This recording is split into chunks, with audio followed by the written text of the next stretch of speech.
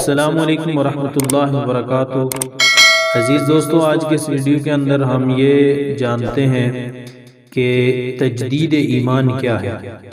تجدید ایمان کہتے ہیں ایمان کو تازہ کرنا، اور ایمان تازہ ہوتا ہے ایمانیات کے تذکروں سے۔ رسول اللہ صلی اللہ علیہ وسلم نے صحابہ رضوان اللہ علیہم اجمعین سے فرمایا، جددوا ایمانکم، کہ اپنے ایمان کو تازہ کر لیا کرو۔ تو صحابہ رضی اللہ عنہم نے پوچھا، یا رسول اللہ کیف نجدد ایماننا، ہم اپنے ایمان کو کیسے تازہ کیا کریں؟ تو آپ صلی اللہ علیہ وسلم نے ارشاد فرمایا، اکثروا لا الہ الا اللہ، کثرت سے لا الہ الا اللہ کہا کرو، یعنی اللہ کے تذکرے کثرت سے کیا کرو۔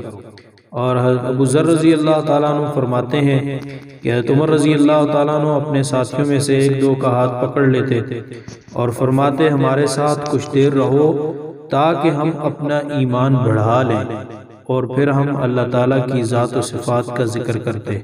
یعنی جب اللہ تعالیٰ کی ذات و صفات کے تذکرے ہوں گے تو ایمان کے اندر تازگی پیدا ہوگی۔